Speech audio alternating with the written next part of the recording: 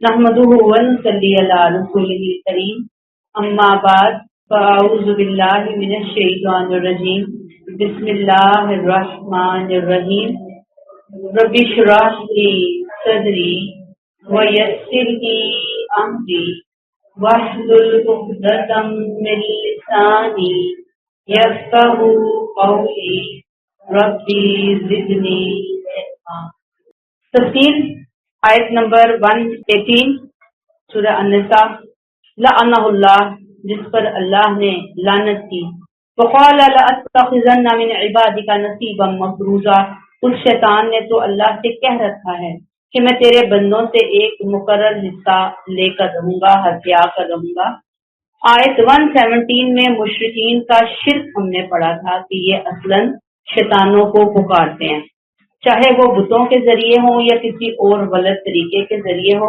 आयत 118 में अल्लाह ने उसी शैतान का तारुफ करवा दिया जिसके पीछे चलने वालों को पता चले कि शैतान उनका कितना बड़ा दुश्मन है। शैतान कौन है? अल्लाह ने आगाज कहाँ से फरमाया? लअनहुल्लाह।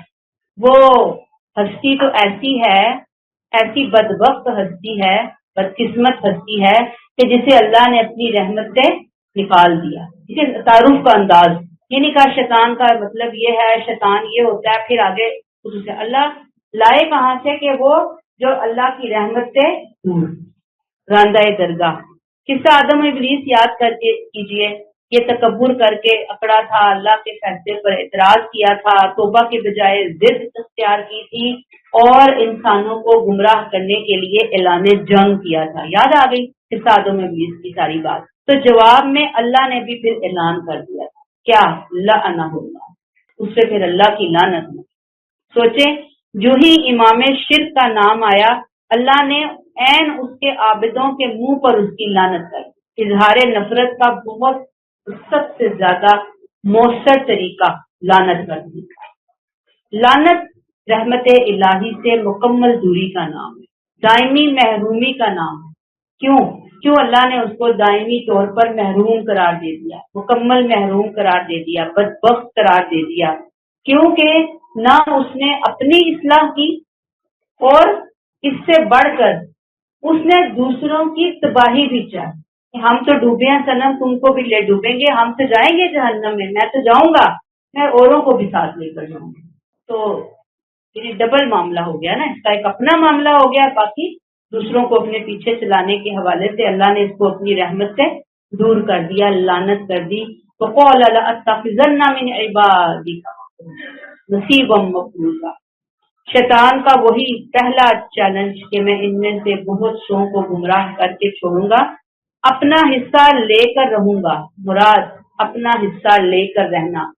लअत्तख़िज़न्ना मिन इबादिका नसीबम मफ़रूज़ा, एक मुअय्यन हिस्सा मैं लेकर रहूंगा। मुराद उन्हें अपने रास्ते पर चला कर रहूंगा। अब आप देखिए कि जो इंसान दुनिया में बहुत गाफिल हैं, सरकश हैं, जिद्दी हैं, अल्लाह के हुक्मों से मुंह मोड़ने वाले हैं, माशरे के रस्म व रिवाज को अहमियत देने वाले हैं, वो किसके पीछे चल रहे हैं? नसीबम मफरूजा। वो जो उसने कहा ना कि मैं अपना हिस्सा लेकर रहूंगा, ये लोग सारे के सारे उसके साथी बनेंगे। अब लिस्ट बना ले हकूकुल्लाह की और हकूकुल इबाद की। इंसानों की दो ही किस्में हैं, दो ही किस्में हैं पूरी इंसानियत की, आदम अलैहिस्सलाम से लेकर दुनिया के आखिरी इंसान तक। या लोग रहमान के हिस्से के लोग होंगे और या फिर शैतान के हिस्से के लोग होंगे। तीसरी कोई किस्म एग्जिस्ट ही नहीं है ही नहीं। या आप हैं वहां है, मैं बात करती हूँ शैतान की पार्टी के अंदर है या आप रहमान की पार्टी के अंदर, दोनों पार्टियों के अलावा तो कोई तीसरी पार्टी है ही नहीं। अब सवाल यहाँ से ये आता है कि हमने किसकी पार्टी में शामिल होना है। फिर हमने उस पार्टी में सिर्फ शामिल नहीं होना, जैसे हम कि वैसे तो हम कहते हैं ला इलाहा इल्लल्लाह मुहम्मद रसूलुल्लाह पढ़ के हम हैं रहमान की पार्टी में, लेकिन अमलन हम शैतान की पार्टी में होते हैं। यानी उस उम्मत मुसलमान अमलन किस पार्टी में होती है? ज़बानी कलामी उधर और असल दूसरी तरफ। ये जो दो कश्तियों पे सवार है ना, ये आखिरत में सख्त पकड़ में आ जाने हैं, अल्लाह माफ करो। एक तरफ खुद को करके اللہ کی پارٹی میں شامل ہو کے رحمان کے حصے کے بندے بن کے پھر رحمان کا بندہ بن کے دکھا. پھر شیطان والی بات نہیں آنی چاہیے. اور اگر ادھر بھی ہے آدھا یہ ہے آدھا وہ ہے یا آدھا کدھر آدھا بٹیر تو بس پھر اللہ کے والے آگے آ جائیے. شیطان کا تعارف چل رہا ہے. اللہ کہتے ہیں اللہ اللہ نے اس پہ لعنت کی. چیلنج اس نے کیا کیا؟ لَأَتَّخِذَنَّ مِنْ عِبَادِكَ نَصِيبًا مَفْرُوضًا، میں اپنے حصے کے بندے نکال لوں گا. اللہ اس میں دیکھنا اتنا زیادہ اس نے اللہ کو چیلنج کر دیا، اتنا بڑا چیلنج. جسے کہتے ہیں چھوٹا منہ اور بڑی بات. اس نے بڑی بات نہ صرف کہی نہیں، عملاً آج وہ نظر آ رہا ہے دنیا کے اندر کہ وہ اپنے اس مشن میں بہت حد تک کامیاب ہے. انسانوں کی اکثریت اس کی پارٹی میں ہو کر جینا مرنا زیادہ پسند کر رہے. پھر کیا ہوا؟ آیت 119 میں اب شرک 118 کے اندر ہم نے اس کی شیطان کے حوالے سے بات پڑھی اور اس سے پچھلی آیات سے ہم شرک کے ناقابل مغفرت ناقابل معافی جرم ہونے کا ذکر پڑھ رہے تھے. تو اللہ تعالیٰ نے یہاں پہ اب اصل میں چاہا یہ کہ شرک کے بودے پن کو بھی واضح کر دیا جائے شیطان کے ساتھ. یعنی کنیکشن ہے نا شیطان کے ساتھ شرک کا، اس کے مکرو چہرے کو بے نقاب کر دیا جائے. اور بودے پن کا ذکر اللہ تعالیٰ نے کس انداز میں کیا؟ میں آپ کو بتا رہی ہوں پچھلی آیات اور 119 کا آپس میں کنیکشن. ٹھیک ہے، تو ہم شیطان کی بات پڑھ رہے ہیں اور شیطان کی بات کے اندر ہی ہم کیونکہ پہلے شرک کی بات ہو چکی، اب یہاں ہم شرک کے حوالے سے پڑھ رہے ہیں کہ شرک تو اللہ کی نظر میں بہت ہی کوئی بودھی قسم کی چیز ہے. کیسے؟ دو پہلو ہیں. نمبر 1، شرک کا سارا کارخانہ دیوی دیوتاؤں کے بلبوتے پر قائم ہے. اول تو یہ پرلے درجے کی حماقت ہے کہ اللہ واحد کے سوا کوئی اور سہارا ڈھونڈا جائے.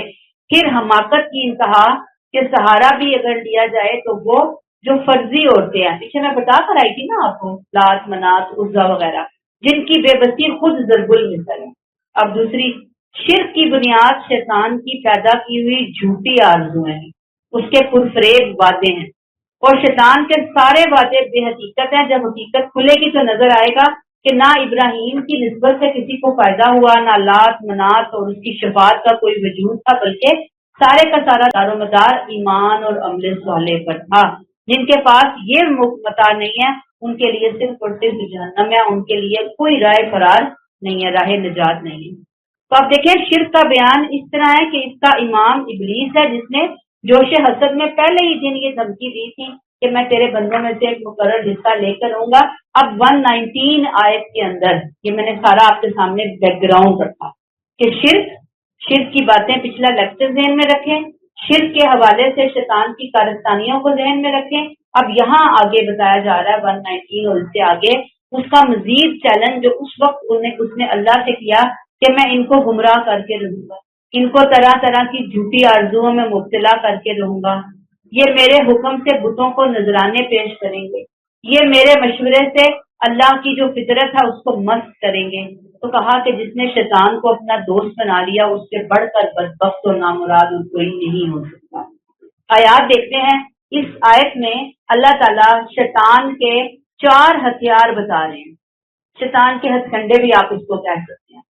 4 ہتھ کنڈے یہاں پر آئے. وہ شیطان جس کو آیت 118 میں اللہ نے یہ کہہ کر مخاطب کیا لعنہ اللہ، وہ تو ہے ہی لعنت زدہ، لعنتی شخص کیا؟ لعنتی ہستی ہے وہ. اس نے اپنے آپ کو اس لعنت کا مستحق قرار دے دیا. اس نے چیلنج کر دیا کہ بندوں میں کو تو میں نکالوں گا، مثال لے کر چلوں گا. کیسے چلوں گا؟ اب یہاں اللہ نے بتا دیا. پہلی بات وَلَأُضِلَّنَّهُمْ، میں انہیں بہکاؤں گا، انہیں گمراہ کروں گا، انہیں حق سے ہٹاؤں گا، میں ان کو ضرور ہی ضرور بہکاؤں گا. اور اس نے جو چیلنج دیا وہ اپنے چیلنج پر جب سے پہلا انسان بنا اس وقت سے لے کر اب تک اور قیامت تک آپ دیکھیں گے کہ ذرہ برابر پیچھے نہیں ہٹا. وہ اپنا تن من دھن سب کچھ لگا چکا ہے اس راستے کے اندر بنی آدم کو گمراہ کرنے کے لیے. اور بنی آدم کو گمراہ کرنے کا اس کا جو سب سے امپورٹنٹ سینٹرل پوائنٹ ہے وہ اس کا عقیدہ توحید ہے، وہ صراط مستقیم ہے. اس کا فوکس، اس کا نشانہ کیا ہوتا ہے؟ توحید میں بگاڑ پیدا کر دوں بس، باقی تو پھر کوئی پرواہ ہی نہیں نا اس کو کہ انسان کتنی نمازیں پڑھتا ہے، کتنی تسبیحات کرتا ہے، کتنے ہر جمرے کرتا ہے، کتنے صدقے زکات دیتا ہے، لیکن وہ توحید والے سینٹر کو اگر ہٹ کر سکے نا، یہ اس کا سب سے بڑا ٹارگٹ ہے انسان کو گمراہ کرنے کے لیے۔ شیطان کا بہکانا مزید کیا ہے؟ ایک تو توحید کا میں نے بتا دیا نا، توحید کی راہ کو کھوٹا کر، غلط کو صحیح بنا کر پیش کرنا، گناہ کو چھوٹا کر کے ہمت دلانا، انکریج کرنا، کچھ نہیں ہوتا، کچھ نہیں ہوتا، سارے ہی تو ایسے کر رہے ہیں، نیت تو ٹھیک ہے نا آخر تمہاری، یہ تو بہت چھوٹی سی بات ہے۔ اللہ تو دلوں کو دیکھتا ہے، اللہ عمل کو تھوڑی دیکھتا ہے، اللہ تو نیتوں کو دیکھتا ہے، ظاہر کچھ بھی ہو، ہماری نیت تو اچھی ہے نا، نیت تو خراب نہیں ہے ہماری۔ جیسے اکثر آپ نے دیکھا ہوگا کہ جب کوئی بچے اغوا کرنے والے ہوتے ہیں نا، تو وہ عموماً اغوا کیسے کرتے ہیں کہ بچے کو اس کی من پسند کوئی چیز، کینڈی، ٹوائے وغیرہ دیتے ہیں، اور پھر بچہ جو ہے وہ اس کی انگلی پکڑ کے اس کے ساتھ ساتھ چل پڑتا ہے، یعنی اپنی پسند کی چیز دیکھ کر اس کے جھانسے میں آ جاتا ہے، معصوم سادہ لو جو ہوتا ہے بچہ۔ تو یہ جو شیطان ہے نا، یہ انسانوں کے ساتھ بھی ایسے ہی ہائی جیکنگ کا معاملہ کرتا ہے، ان کو اغوا کرتا ہے اور ان کو اپنے راستے پر لے کر جاتا ہے، اور اپنے راستے پر لے جانے کے لیے جو ٹول، جو ہتھیار استعمال کرتا ہے وہ وہی ہے کہ غلط کو صحیح بنا کر اس کے سامنے پیش کیا، ان کے سامنے اس کو بہت خوبصورت بنا کر غلط راستے کو پیش کیا، بہت دل فریب بنا کر پیش کیا، ٹریپ لگایا، جیسے ہنی ٹریپ ہوتا ہے، ہنی ٹریپ میں وہ ان کو لے کر آتا ہے اور پھر وہ اپنے بندوں کو ساتھ لے جاتا ہے، ڈی ٹریپ کرتا ہے۔ یہاں آپ دیکھ لیں کہ چھوٹے بچے کی میں نے مثال تو آپ کو دی، لیکن چھوٹے بچے اور ایک انسان میں فرق ہے کہ انسان کو سمجھ ہوتی ہے، اس کو اچھے برے کی پہچان اللہ نے خود اس کے ذہن میں، اس کے نفس کے اندر اللہ نے ڈالی، پھر اللہ نے نبیوں کے ذریعے، پھر اللہ نے اپنی کتاب کے ذریعے، پھر اللہ نے اس کو جو شعور دیا، اللہ نے اس کو کائنات میں مختلف نشانیاں دی، اسے بہت سمجھ دے دیا۔ چھوٹے بچے کے پاس ابھی تو سمجھ نہیں ہوتی، جو اغوا کر کے ہاتھ چڑھ جاتا۔ تو شیطان نے کہہ دیا ولا اضلنہم، پہلا ہتھیار۔ دوسرا ہتھیار ولا امنینہم، اور انہیں میں ضرور آرزوؤں میں الجھاؤں گا، انہیں میں ضرور آرزوؤں میں الجھاؤں گا۔ بہت خطرناک بات، سب باغ دکھانا، جھوٹی امیدوں کا، زہر کا انجیکشن لگانا، زہر پوائزن کس چیز کا؟ جھوٹی امیدوں کو، فیک چیزیں جو ہوتی ہیں، وہ امیدیں جو انسان کو عمل سے روک دیں، اور خاص طور پر وہ جھوٹی امیدیں، وہ جھوٹی تمنائیں جن میں مشرک قومیں خاص طور پر مبتلا ہوتی ہیں۔ مثلا عربوں کا یہ عقیدہ تھا کہ دنیا اور آخرت کی نعمتیں انہیں دیویوں اور دیوتاؤں کی سفارش سے ملی ہیں، یہ ان کا عقیدہ تھا۔ آج بھی جو بت پرست قومیں ہیں ان پہ یہی عقیدہ ہے کہ یہ ہمیں ان کی وجہ سے مل رہی چیزیں۔ اور یہود کا یہ وہم کہ وہ ابراہیم علیہ السلام خلیل اللہ کی اولاد ہیں، اس لیے جنت ہمارے حق میں لکھ دی گئی ہے۔ نصارہ سمجھتے کہ اللہ نے اپنے بیٹے کو انسان کے ازلی گناہ کا کفارہ بنا دیا ہے، سب بات دکھاتے تھے۔ اب اسے کسی عمل اور وفاداری کی ضرورت نہیں ہے، وہ آزاد ہیں، جو چاہے کریں۔ یہ اس نے لوگوں کو جھانسے دیے، چکمے دیے، غلط قسم کی امیدیں، غلط قسم کی توقعات ذہن میں ڈالی کہ تم تو نجات پا جاؤ گے آخر میں آ کر، کوئی تمہارا بال بیکا نہیں کر سکے گا، کوئی تمہیں جہنم میں نہیں ڈال سکے گا، گے بھی تو یہ تمہارے سب دیوی دیوتا، یہ تمہارے بت، یہ تمہارے فرشتے، یہ تب بھی یہ تمہیں نکال کے لے آئے۔ یہ جھوٹی امیدیں تھیں اس نے ڈالی اور ڈالتا ہے، اور جیسے ہمارے یہاں بھی ڈالتا ہے، ہم لوگوں کے اندر کیا ڈالتا ہے؟ وہ کہتا ہے کہ کوئی بات نہیں، ابھی تو بڑی عمر پڑی ہے، ابھی تم جوان ہو، ابھی اپنی مرضی چلا لو، جو دل چاہتا ہے کر لو، جب ذرا بڑی عمر آئے گی تو پھر سچے دل سے توبہ کر لینا، پھر اللہ اللہ کر لینا، اللہ بڑا غفور الرحیم ہے، اللہ بڑا غفور الرحیم ہے، گناہ کر لو کوئی مسئلہ نہیں ہے۔ یہ ہے سب باقی، یہ ہے ولا امنینہم۔ اب شیطان کا تیسرا ہتھیار کیا ہے؟ ولا آمرنہم فلیبتکن آذان الانعام، یا میں انہیں سکھاؤں گا تو وہ ودن بریکٹ آئے گا دیوتاؤں کے نام پر چوپایوں کے کان کاٹیں گے، میں انہیں سکھاؤں گا۔ یہ جاہلیت کے دور کی خاص عبادت تھی۔ مشرک قوموں نے شیطان کے نقش قدم پر چلتے ہوئے کچھ خاص جانوروں کو اپنے فرضی معبودوں کے نام نظر کر دیا تھا، منت مان لیتے تھے خاص خاص جانوروں کی. کس نے پھونکے ماری تھی ان کے کان میں؟ شیطان نے، کہ اب اس کے ساتھ ایسے کرو، گائے کے ساتھ ایسے کرو، بکری کے ساتھ ایسے کرو، اسے منت کے لیے فکس کر دو معبود کے حوالے سے، بتوں کے حوالے سے، دیوتاؤں کے حوالے سے. اور پھر پلس کیا کرتے تھے؟ صرف منت مان کر اس کو مقدس سمجھ کر اسے اس کے لیے مقرر نہیں کرتے تھے، فکس نہیں کرتے تھے، بلکہ اس کی علامت کے طور پر ان کے کان چیر لیتے تھے، کانوں میں کٹ لگا دیا کرتے تھے تاکہ کوئی ان سے چھیڑ چھاڑ نہ کرے. وہ جانور دور سے ہی، کن کٹے ہوئے جانور ٹائپ، کان چیرے ہوئے جانور دور سے ہی نظر آ جائیں کہ یہ دیوتاؤں کی مقدس امانتیں پھر رہی ہیں، ان کو کوئی ہاتھ نہیں لگائے گا ان کی مرضی کے بغیر. ایسے ہی تمام مشرکانہ مذاہب میں توہمات اور رسوم کا ایک لمبا چوڑا سلسلہ ہوتا. مشرکین قریش کے ہاں دیوتاؤں کے نام پر چوپایوں کے کان چیر کر انہیں چھیڑے جاتے، پلس ان سے کوئی کام نہیں لے سکتا تھا، یہ رسم ڈالی ہوئی تھی، ان کے اوپر کوئی سواری نہیں کر سکتا تھا، ان پر کوئی بوجھ نہیں رکھ سکتا تھا، ان سے کوئی اور فائدہ نہیں اٹھا سکتا تھا، اور جو اگر کوئی فائدہ اٹھاتا بھی تو ان کے اپنے اسپیشل لوگ جن کو وہ خود الاؤ کرتے تھے، باقی کسی کو پرمیشن نہیں تھی. اور لوگ بھی ان کو ہاتھ لگاتے ہوئے ڈرتے تھے کہ کہیں دیوتاؤں کا قہر اور عذاب ہمارے اوپر مسلط نہ ہو. اب ان کا چوتھا ہتھیار وَلَآمُرَنَّهُمْ فَلَيُغَيِّرُنَّ خَلْقَ اللَّهِ، میں ان کو سکھاؤں گا تو وہ خدا کی بنائی ہوئی ساخت کو بگاڑیں گے.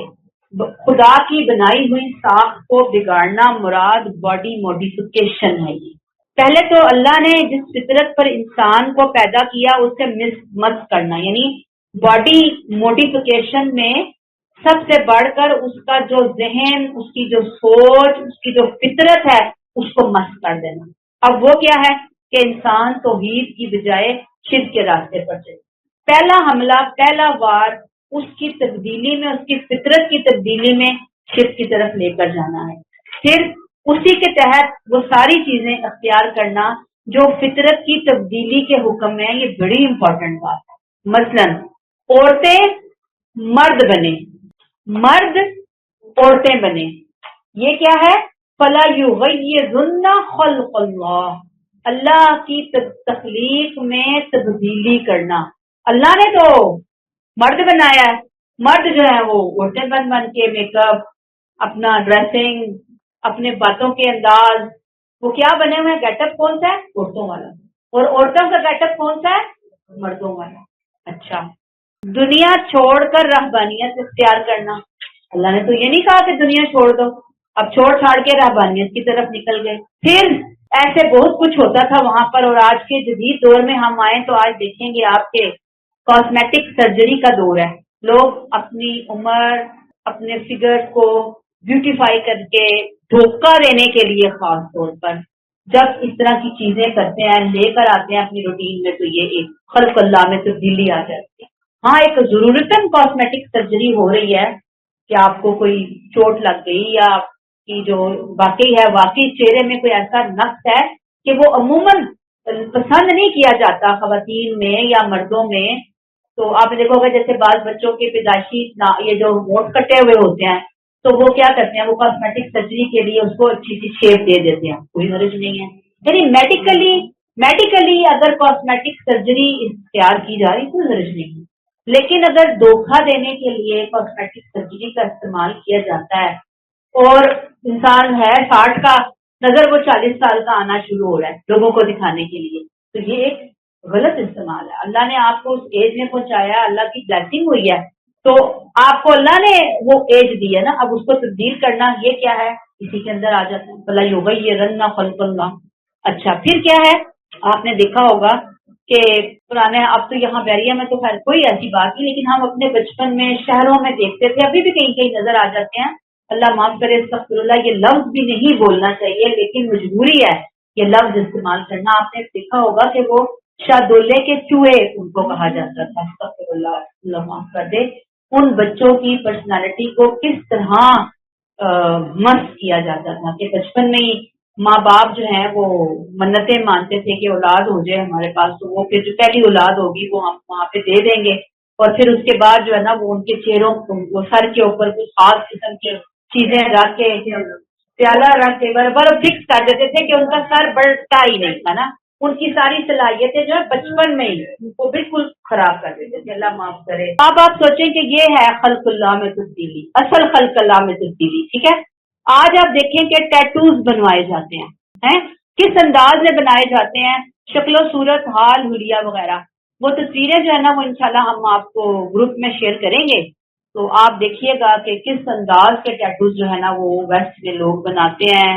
वो उनकी जो फिगर और उनका वो मुख्तलिफ किस्म के उन्होंने वो पहने भी होती है ज्वेलरी टाइप, इस कदर वो एक खौफनाक भी लगता है बंदा, उसकी पर्सनैलिटी ही मस्त हो जाती है, और प्लस कितना पेनफुल नजर आ रहा होता है बंदे को ना। कहने की बात यह है कि ये है खल्कुल्लाह में तब्दीली, ठीक है। अब यहाँ एक अहम बात कि इंसान की तरक्की के लिए उसकी जिंदगी में जो जायज सुकून पैदा करने के लिए नेक नियति के साथ कोई काम किया जाए वो खल्कुल्लाह में तब्दीली के जुमरे में नहीं आता। उसके लिए तमाम वही मैंने जैसे आपको शुरू में बताया कि जायज मकासद के तहत की जाने वाली सारी सर्जरीज जायज भी हैं और अलाउ भी हैं, कोई हर्ज की बात इसमें नहीं है, ठीक है। फिर आगे आ जाइए, शैतान वलियम मिन दूनिल्लाहि फक़द ख़सिर ख़ुस्रानम मुबीना, ने बता दो कि अल्लाह को छोड़कर जिसने शैतान को अपना कारसाज बनाया वो खुली नामुरादी में पड़ गया, खुले नुकसान में पड़ गया। जो शैतान के पीछे चला, शैतान के पार्टी में शामिल हुआ, शैतान ने कहा था ना मैं नसीबम मफरूजा, मैं इनमें से लेकर रहूंगा, जो उसके साथ चला उसको अपना दोस्त बना बैठा, उसने अपना बहुत बड़ा नुकसान कर लिया, उसने अपने पाँव पर कुल्हाड़ी मार ली, आखिरत के साथ साथ दुनिया का नुकसान भी उसने कर दिया। दुनिया में नुकसान क्या है, जाहिर बात है कि उससे उसका जो मकसद है ना वो गुम हो गया। मकसद को मकसद जिंदगी खो बैठा, ये उसने अपना सबसे बड़ा नुकसान किया। नूरे हिदायत बुझ गया, इतना बड़ा नुकसान हो गया। अब कोई समझे तो बात है। फिर दिलों के अंदर बेचैनी आ गई, अल्लाह को खोकर, अल्लाह की दोस्ती को छोड़कर किसी और को दोस्त बनाना, ये कितना बड़ा नुकसान है, कोई समझे इसको। तो शैतान को जिसने हाथ पकड़ के शैतान के पीछे चल पड़ा, अल्लाह को छोड़कर अल्लाह को सहारा बनाने की बजाय शैतान को सहारा बना लिया, बस उसने तो फिर अपनी गंगा ही कहते हैं ना, अपनी लुटिया ही डुबो दी। लेसन क्या है हमारे लिए कि शैतान के इन हथकंडों और हथियारों को समझना, अपने बच्चों को समझाना बहुत बहुत जरूरी चीज है। अब आप देखें कि एक मिसाल के इंसान की जो कमजोरी होती है ना, जिससे उसको दिलचस्पी होती है, याद रखे शैतान उसी अंदाज का जाल लेकर आता है, उसी कमजोरी को पकड़ता है। दुखती रात पे कहते हैं ना हाथ रखना। मसलन अगर आपको पढ़ने पढ़ाने का शौक है तो अब शैतान क्या करेगा, मगरिब का टाइम हो गया तो वो कहेगा कि तुम्हें तो अब लेसन समझ में आना शुरू हुआ है, अभी तो मजा आ रहा है, अभी आधा घंटा और दे दो, पहले ये काम खत्म कर लो फिर जाके नमाज पढ़ लेना। तो खैर है नमाज लेट हो रही है, फिर आखिर में कहे ओहो टाइम ही निकल गया नमाज का। यानी ऐसे तरीके से लेकर जाता है। ये नहीं कहता कि नमाज छोड़ दो सीधा, वो कहता है पहले ये काम तो कर लो ना, कितना अच्छा काम कर रही हो, कितना जबरदस्त कर रही हो। सपोज कुरान का लेसन ही आता, कितना अच्छा काम हो रहा है, तो भाई अभी और कर लो, नहीं अभी और नहीं कर लो, अब टाइम है नमाज, तो उसके पहले नमाज पढ़े, उसके बाद फिर अपना कुरान के लेसन को तैयार कर ले। तो जो जिस काम के लिए टाइम मुकर्रर किया है, शेड्यूल बनाया, उसको फॉलो करना, लेकिन शैतान नहीं करने देगा। फिर एक नेकी करवाने की आड़ में दूसरी अहम तरीन नेकी को जया करवाना उसके बहुत जबरदस्त उसका एक हथियार है। हर बार एक नेकी की तरफ लेके जाता है, दूसरी अहम नेकी को वो छुड़वा देता है। तो अब इसमें करना क्या है, देखना तो हमने है ना, फैसला तो हमने करना है, वो फैसला नहीं करवाएगा। हमें देखना है कि इस वक्त नेकी कौन सी ज्यादा जरूरी है, ये है या ये है। अल्लाह से दुआ मांगे कि अल्लाह मुझे नहीं समझ आ रही, आप मुझे बता दीजिए। ऐसा ना हो कि अहम को छोड़ दूं और गैर अहम की तरफ जा पड़ूं, फायदा भी ना हो, मेहनत भी करूं, टाइम भी लगाऊं, पैसा भी लगाऊं, एनर्जी भी लगाऊं, सब कुछ लगाऊं, पर एंड में पता चले कि इस इन्वेस्टमेंट में तो तुम्हें कुछ मिला ही नहीं, हाथ ही कुछ नहीं आया, बल्कि अहम को छोड़कर ज्यादा लोग ने नुकसान कर दिया, बहुत बड़ा नुकसान का सौदा कर लिया। अब मसलन किसी की अगर उसने क्या करेगा, मजीद गीबत करानी हो तो क्या करेगा, कोई ना कोई बात ले आएगा, नहीं मैं तो उसके बारे में ये बात कर रही थी, मैं तो बच्चों को ये समझा रही थी। अब आपने अगर बच्चों को किसी की मिसाल देनी है तो जरूरी नहीं कि किसी पर्सनैलिटी को आप हाईलाइट करके मिसाल दें, आप जर्नल बताएं कि लोग आजकल जो है ना वो इस अंदाज से कर रहे होते हैं, ये बेटे हमें नहीं करना, तरीका होता है। لیکن اگر آپ یہ کہیں کہ پھپھو دیکھا تمہاری کیا کر رہی تھی، وہ فلاں کو دیکھا کیا ہو رہا تھا، یہ چیزیں جو ہے نا یہ غلط ہو جاتی ہیں، اور یہ شیطان کی بہت سخت قسم کی کا حربہ اور چلاکی ہے۔ پھر کوئی نہ کوئی ایسی تمنا دلائے گا، دے گا کہ اس میں بہت خیر کا پہلو ہے اور بس تم اس کے پیچھے پڑ جاؤ، یا شر میں برائی میں سے خیر کا پہلو ڈھونڈ ڈھونڈ کر نکالے گا کہ نہیں یہ تو بڑی اچھی چیز ہے، یہ تو کرنا ہی چاہیے، کیا ہوا اگر اس میں تھوڑا بہت برا بھی ہے، کیا قباحت ہے اس کے اندر۔ پھر لمبی لمبی پلاننگ کروائے گا کہ اب یہ کر لو، اچھا فتنہ کر لو، یہ بہت ضروری کام ہے تمہاری زندگی کا، دیکھو تمہارے بچے تمہاری پریورٹی ہیں، تمہاری فیملی تمہاری پریورٹی ہے، تمہارے فلاں چیز تمہاری پریورٹی ہے۔ پھر فارغ ہو کر تسلی سے دین سیکھنا، پھر تسلی سے قرآن پڑھنا۔ ایسی فراغت تو آج تک نہ کسی کو نصیب ہوئی نہ ہوگی، یاد رکھیے۔ ہم نے سب چیزوں کو بیچ میں ہی مینج کرنا ہوتا ہے، لیکن ہمیں دیکھنا ہے کہ کب کس چیز کو مجھے وقت دینا ہے۔ پھر ان گمراہ کن آرزوئیں دلانے والے کاموں سے چھوٹنا کیا ہے؟ ظاہری بات ہے کہ انسان دین کی طرف آئے، قرآن سے صحیح معنوں میں جڑے، افضل نیکیوں کو اپنی روٹین کا حصہ بنائے، اور پھر میں آپ کو جیسے بتا چکی کہ شیطان ہماری کمزوریوں سے، ہماری پسند کی چیزوں سے بہت زیادہ واقف بھی ہے، اور وہ عقل کی عیاری استعمال کرتے ہوئے ہمارے اوپر حملہ آور ہو۔ اب اس سے بچنا ہے کہ قرآن ہی ہمیں بچائے گا، اس سے صحیح تعلق ہمیں بچائے گا، ورنہ کیا ہے؟ فقط خسیرہ خسرانم مبینہ، نقصان ہے، تباہی ہے، نامرادی ہے، اور مبینہ بہت واضح، جس کے نقصان ہونے اور تباہی ہونے میں کوئی دوسری رائے ہے ہی نہیں۔ اتنے بڑے نقصان میں لے جا کے وہ مارے گا، اور وہ نقصان کیا ہے؟ اللہ کی رضا سے دور کر کے جہنم کی آگ میں لے کے جانا، اس کا تو ٹارگیٹ ہی ہے سیدھا سیدھا، اس سے کم پہ تو وہ راضی ہی نہیں۔ اللہ تعالیٰ معاف کر دے۔ آیت 120 پچھلی ہی آیت کا حصہ ہے۔ شیطان کی عملی چالیں، ایجنڈا، منصوبہ پڑھ رہے تھے، بہکانا، اللہ کی مخلوق میں بگاڑ پیدا کرنا۔ آیت 120 میں شیطان کا طریقہ واردات مزید بتایا جا رہا ہے۔ اب وہ کیا کرتا ہے؟ یا وہ ان سے وعدے کرتا ہے، اور یمنیہم، انہیں امیدیں دلاتا ہے۔ یعدہم، شیطان کی بہت خطرناک چال۔ مثلاً آپ دیکھیں کہ زمانہ جاہلیت میں وہ کہتا تھا کہ تمہارے بت تمہیں فائدہ پہنچائیں، وعدہ یہ بتو، اپنے ایجنٹوں سرداروں کے ذریعے اگر غلط کام کرو گے، وہ کہتا تھا کہ ان کے ذریعے یہ باتیں ان کے ذہن میں ڈلواتا تھا کہ اگر تم غلط کام کرو گے تو وہ ایجنٹ کہتے تھے کہ تمہارے بوجھ ہم اٹھا لیں گے، بوجھ بھی اعمال کے بوجھ، تم بے فکر ہو جاؤ، ہم تمہیں بچا لیں گے، ہم تمہیں بخشوا لیں گے، ہم تمہاری جگہ اپنے اوپر عذاب لے لیں گے، تم فکر نہ کرو۔ اللہ بہت غفور و رحیم ہے، وہ بغیر سچی توبہ، یہ یاد رکھیں گا، صرف توبہ نہیں، سچی توبہ کے گناہوں کو معاف کر دیتا ہے، بس دل صاف ہونا چاہیے۔ یہ سب وعدے جو انسان کو گناہ پر مطمئن رکھیں، یعدہم، یہ اس کے وعدے، جھوٹے وعدے جو کبھی پورے نہیں ہونے، اور وَيُمَنِّيهِمْ، فالس ہوپ۔ پچھلے دور میں آپ دیکھیں گے وہ کہتے تھے ہم اللہ کے چہتے ہیں، ہم پر عذاب نہیں آئے گا، ہم خاص قسم کی قوم ہے، یہ ان کی امیدیں تھی۔ آج کا دور، ہم مسلمان کہتے ہیں ہم نبی کی امت ہیں، آخر جنت ہماری ہوگی، ہمیں تو جنت میں ہی جانا ہے، ہم دوسروں سے بہتر ہیں۔ یہ غلط امیدیں، اور جو غلط امیدیں ہوتی ہیں یہ انسان کو بہت سست اور غافل کر دیتی ہیں، اسے مطمئن بنا دیتی ہیں۔ کس چیز کے حوالے سے؟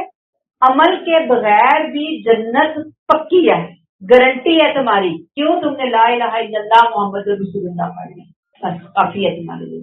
یہ وَيُمَنِّيهِمْ ہے۔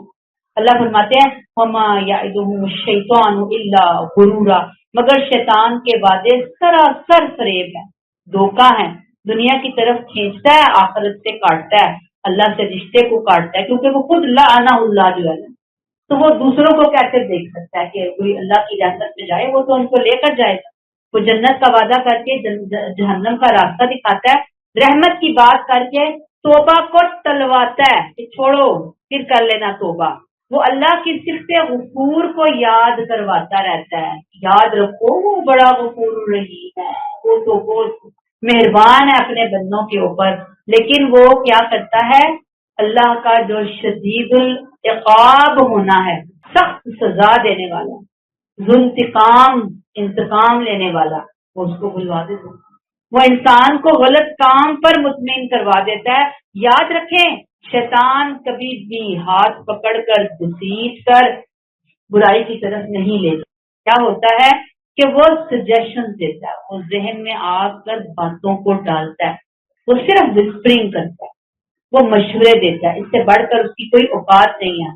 لیکن کمزور ایمان والے یاد رکھیے کہ جن کا اپنا دل پہلے سے ہی بے ایمان ہوتا ہے، جو پہلے سے ہی خود کمزور ہوتے ہیں، وہ اشارہ کرتا ہے، وہ اشارہ کرتا ہے، اس کے اندر یہ طاقت ہی نہیں، مجال ہی نہیں کہ ہاتھ پکڑ کے لے جائے گا، وہ صرف اشارہ کرتا ہے اور بندے دوڑتے ہوئے اس کے پیچھے چلتے۔ تو شیطان کا تو اصل میں ہم بہانہ ہی ہے کہ شیطان نے آ کے ہمیں بھٹکایا، شیطان نے ہمیں بہکا دیا، شیطان آ گیا تھا جی۔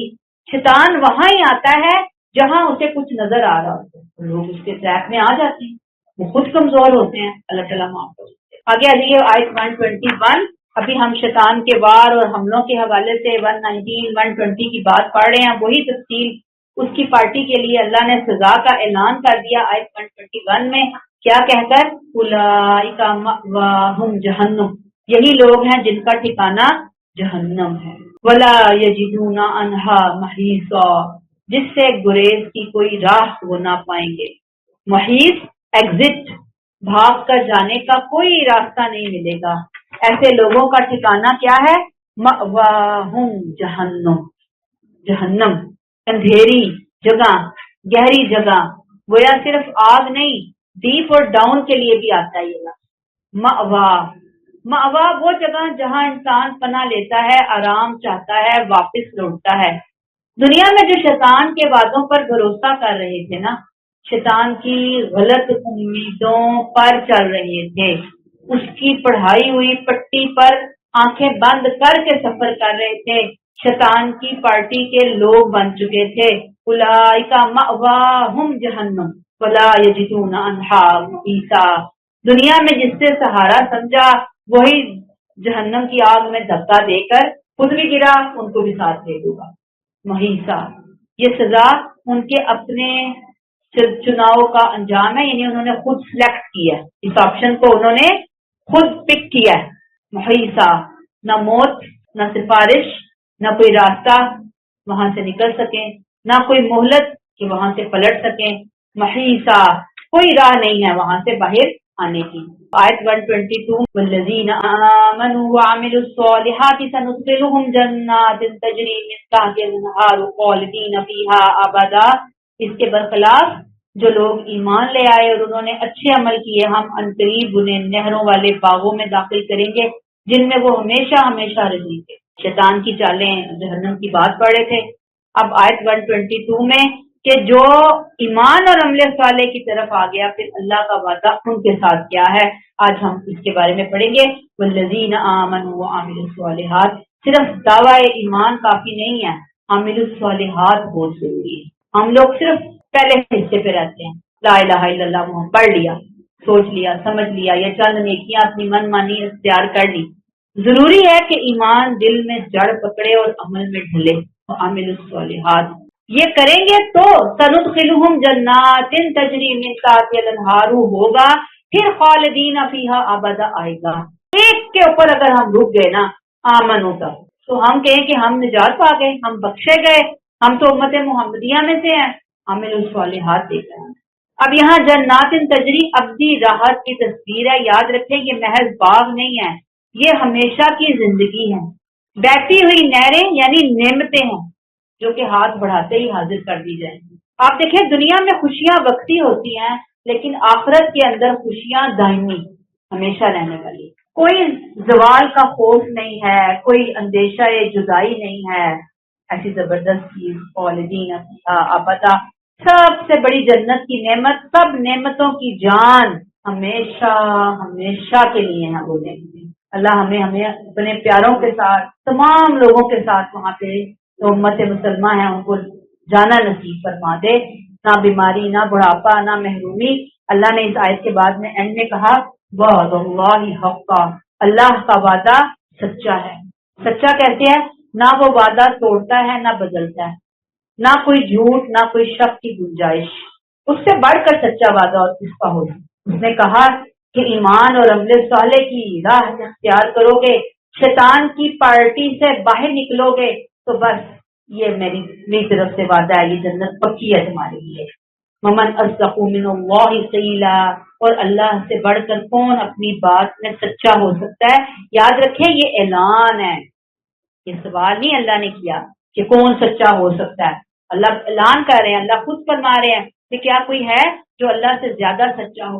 اور سلیم الفطرت انسان کا جواب کیا ہو کہ اللہ الہی ہم اس بات پر ایمان رکھتے ہیں، ہمیں یقین ہے کہ آپ کے علاوہ کوئی اور سچا نہیں ہے۔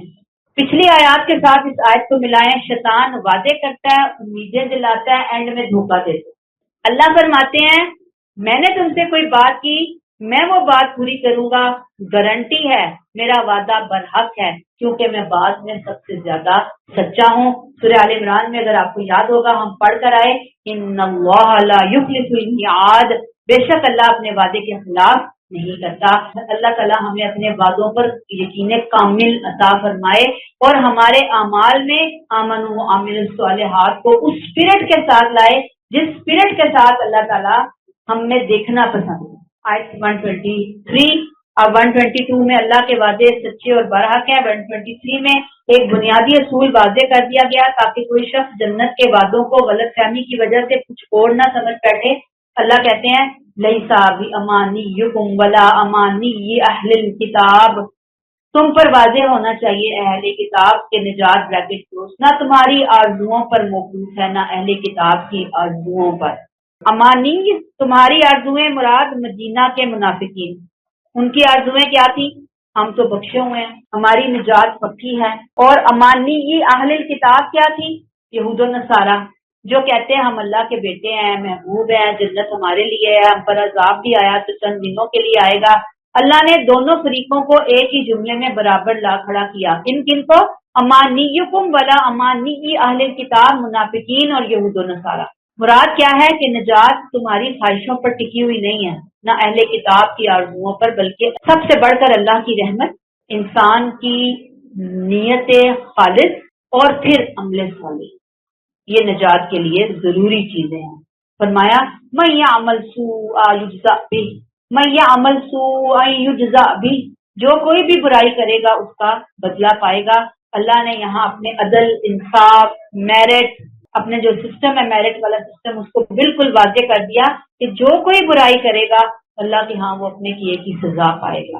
وَلَا يَجِدْ لَهُ مِن دُونِ اللَّهِ وَلِيًّا وَلَا نَصِيرًا، اور وہ اپنے لیے اللہ کے مقابلے میں کوئی کارساز اور مددگار نہیں پائے گا۔ ولی جو ذمہ لے، کارساز بنے، جو مشکل میں کہے میں ہوں نا، نصیر جو مدد کے لیے آگے بڑھے، دفاع کرے۔ اب یہ جو حصہ ہے وَلَا يَجِدْ لَهُ مِن دُونِ اللَّهِ وَلِيًّا وَلَا نَصِيرًا، انسان کو اللہ کے سوا ہر سہارے سے کاٹ کر براہ راست رب سے جوڑ دیتا ہے۔ مراد اس دن مجرموں کو نہ کوئی دیوی، نہ بت، نہ پیر، نہ فقیر، نہ ولی کوئی بچانے نہیں آئے گے۔ بچائے گا تو کون؟ اللہ۔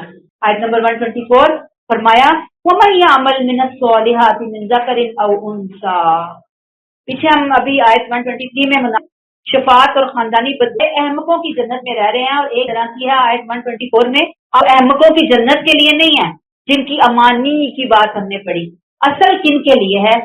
مَن یعمل من الصالحات، جو ایمان اور عمل صالح کی راہ اختیار کریں گے، جن کے پاس یہ دولت ہوگی وہ کامیاب ہیں۔ اور وہ کون ہے؟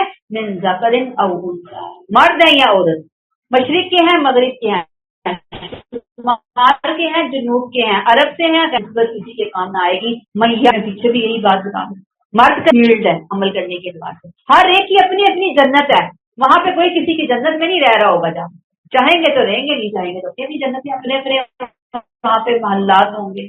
وَهُوَ مُؤْمِنٌ، اور وہ مومن بھی، مومن ہونا ضروری ہے۔ فَأُولَٰئِكَ يَدْخُلُونَ الْجَنَّةَ وَلَا يُظْلَمُونَ نَقِيرًا، اور ایسے لوگ جنت میں داخل ہوں گے، ان کی ذرا برابر بھی حق تلفی نہیں ہوگی، تل برابر بھی حق تلفی نہیں ہوگی۔ نقیر کھجور کی گٹھلی پر جو ننھا سا سوراخ ہوتا ہے، اللہ کہتے ہیں میں اتنا بھی ظلم نہیں کروں گا۔ ہمارے لیے لیسن کیا ہے؟ ہمارے ہاں عموماً سمجھا یہ جاتا ہے کہ مرد جو بھی کر لیں ان کے لیے سب جائز ہے، اور اسے عموماً ایڈوانٹیج دیا جاتا ہے مرد ہونے کی وجہ سے۔ اللہ نے کہا اللہ کی نظر میں نیکیوں کے معاملے میں دونوں ایک جیسے ہیں، اللہ نے دونوں کو امتحان میں اتارا ہے، اللہ دونوں کو جنت دیتا ہے۔ کہ اللہ دونوں کو اپنی رحمت، اللہ دونوں کو اپنی رضا عطا کریں گے. ہر ایک کی نیکی کو قدردانی کی نگاہ سے دیکھا. اور یہ آیت عورتوں کے دل سے محرومی کے احساس کو ختم کرتی ہے. دوسری بات جو یہاں سے پتہ چلتی ہے کہ تم جو بھی ہو بس ایمان اور عمل صالح اختیار کر لو، جنت کی ضمانت اللہ نے دے دی. اور جنت کے دروازے کسی خاص نام، کسی خاص خاندان یا کسی خاص جنس کے لیے نہیں ہے، وہ ہر اس شخص کے لیے کھلے ہیں جو ایمان اور عمل صالح کر کے وہ. آیت نمبر 125 ومن احسن دینا ممن اسلم وجهه لله بدن بریکٹ. ایمان والوں کے مقابلے میں یہ منافق مشرکوں کو ترجیح دیتے ہیں اور نہیں سمجھتے. بریکٹ میں آئے گا اللہ کہتے ہیں اس شخص سے بہتر کس کا دین ہو سکتا ہے جو اپنے آپ کو اللہ کے حوالے کر دے، وہ محسن اور اچھے طریقے سے عمل کرنے والا ہو. اب آپ دیکھیں کہ آیت 115 سورہ النساء میں اللہ کی ہدایت اور سبیل المومنین والی ہم نے باتیں پڑھی تھی. اب اس سے مخالفت کو شرک قرار دیا گیا تھا اور کہا گیا کہ ان کی مخالفت اور منہ موڑنے کے کیا معنی ہیں. اب آیت 125 میں وہی مضمون دوبارہ لیا جا رہا ہے جو آیت 115 میں ہم نے پڑھا تھا کہ ایمان والوں کے مقابلے میں یہ منافق مشرکوں کو ترجیح دیتے ہیں اور نہیں سمجھتے کہ اس سے بہتر کس کا دین ہو سکتا ہے جو اپنے آپ کو اللہ کے سپرد کرے. ومن احسن دینا ممن اسلم وجهه لله وهو محسن واتبع ملة ابراہیم حنیفا. اور وہ اچھے طریقے سے عمل کرنے والا ہو اور ابراہیم کے طریقے کی پیروی کرے جو بالکل یکسو. اب کیا کریں؟ اللہ پوچھ رہے ہیں بتاؤ اس شخص سے بہتر دین والا اور کون ہو سکتا ہے. ممن اسلم، جس نے اپنا آپ اللہ کے لیے جھکا دیا. اسلم میری مرضی نہیں، اللہ کی مرضی. میری مرضی کی تو کوئی اہمیت ہی نہیں. میری مرضی کہاں؟ وہ اپنی مرضیاں چلانے والے نہیں ہوں. ان کی نظر میں ہر جگہ کہاں اہمیت کیا ہوتی ہے؟ اللہ کی مرضی. وجہ صرف چہرہ نہیں، عربی میں وجہ پورا وجود، پوری زندگی مراد، جس نے اپنی سوچ، نیت، فیصلے، خواہشات، حتیٰ کہ اپنی میں کس کے حوالے کر دی؟ اللہ کی. اور ساتھ میں وہ کون ہو؟ محسن. محسن جو صرف عمل نہ کرے بلکہ خوبصورتی سے کرے، اخلاص سے کرے، دل سے کرے، اپنے رب کے حکم کی تعمیل سے کرے جیسے کہ کرنے کا حق ہے. اور واتبع ملت ابراہیم حنیفا، اور ملت ابراہیمی کی کا اتباع کرے. اس میں ایک حدیث دیکھیے مفہوم ہے. اللہ تعالیٰ نے فرمایا، نبی کریم صلی اللہ علیہ وسلم کے ذریعے ہمیں بتایا گیا کہ احسان یہ ہے کہ تم اللہ کی عبادت اس طرح کرو گویا تم اسے دیکھ رہے ہو، اور اگر تم اسے نہیں دیکھ رہے تو وہ تمہیں دیکھ رہا ہے. اور پھر یہ احسان اور اللہ کی عبادت اور عمل صالح، اس کی جو بنیاد ہے نا وہ کیا ہے؟ اچھی نیت اور عمل قرآن اور سنت کے لیے خوبصورتی کے ساتھ ادا کرے انسان. حقوق اللہ اور حقوق العباد، چھوٹی چھوٹی باتیں، چھوٹی چھوٹی چیزیں ہیں جو انسان لے کر آئے. نماز پڑھ رہا ہے تو رکوع اور سجود کو اطمینان کے ساتھ پڑھے، دل کی حاضری کو یقینی بنائے. یہ نہیں کہ آدھا تیتر آدھا بٹیر ہے. صدقہ ہے تو ریا نہیں ہونی چاہیے، صبر ہے تو شکوہ نہیں ہونا چاہیے. یہ ہے ہوا بہوا محسن. کام کر رہا ہے، صبر کر رہا ہے، اب ساتھ سے شکوے بھی کر رہا ہے. صدقہ دے رہا ہے لیکن ساتھ ساتھ ریاکاری بھی ہو رہی ہے، تو محسن تو نہ رہا. محسن تو ہر چیز کو ساتھ لے کر چلتا ہے اور ساتھ میں پھر وہ ملت ابراہیمی کو بھی فالو کرتا ہے. حضرت ابراہیم کو یہاں بطور رول ماڈل پیش کیا گیا کہ اصل دین یہ ہے کہ ابراہیم علیہ السلام اللہ ہی کے پیروکار تھے. اللہ نے ان کو اپنا دوست بنایا، اس وجہ سے بنایا کہ انہوں نے کیا کیا تھا؟ واتخذ اللہ ابراہیم خلیلا. اللہ نے ابراہیم کو اپنا دوست بنا لیا تھا. کیوں بنا لیا تھا؟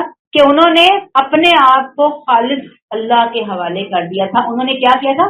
اسلم وجہہ للہ وہو محسن. وہ اس ڈیفینیشن پر 100% پورے اترتے تھے. اس لیے اللہ نے ان کو امام توحید بنا کر دے دیا کہ وہ سیدھی صاف بے ملاوٹ توحید پر قائم تھے.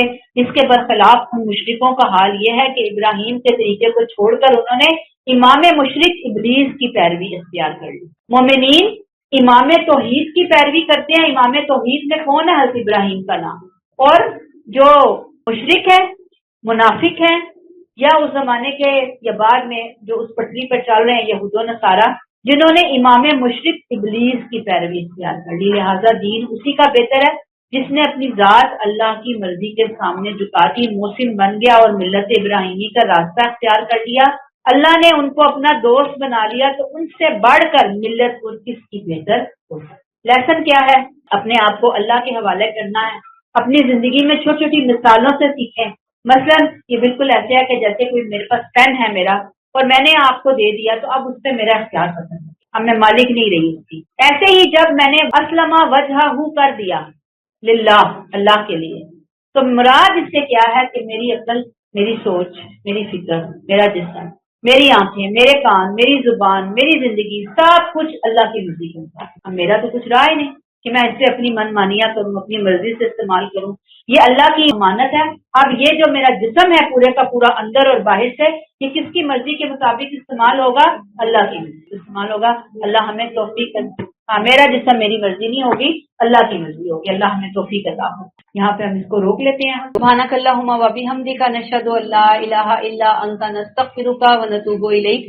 السلام علیکم ورحمۃ اللہ وبرکاتہ۔